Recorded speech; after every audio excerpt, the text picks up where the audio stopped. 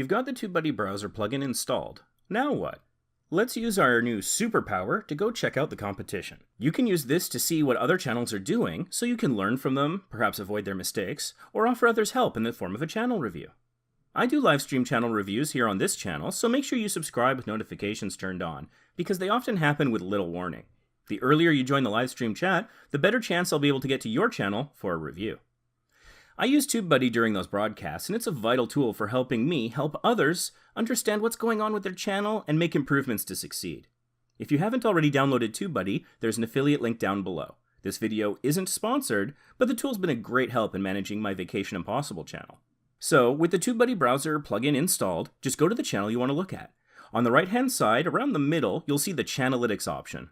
I love that word, Channelytics. Anyways, click on that and a box will pop up with all sorts of good information. On the top left, you'll see how many subscribers, views, and videos they have. Underneath that is a real-time live subscriber count. Then below that, you'll see their social links that they've integrated into their channel. I firmly believe every channel should have at least a Twitter account, and I have a rant video explaining why here on the channel. The next section down is probably the most important thing you'll see on this screen, the channel tags. This is an often neglected area of a YouTube channel. I've seen it more times than I can count. Small YouTubers have no channel keywords, or very few, or keywords that don't accurately reflect their channel. Maybe they set the keywords years ago and the channel's evolved since then. You can even click on the Copy To box to copy these keywords onto your clipboard for you to work with. The right-hand side of the box is dedicated to comparing this channel to your channel.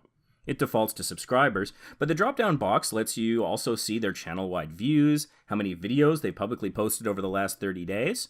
This can be a great tool to discover why a channel might have exploded with growth or become stagnant over the last month. Please stay tuned for more tutorial videos about TubeBuddy, another great service I'll be talking about called TalentZ, which I have an affiliate link for down below as well, and for YouTube in general.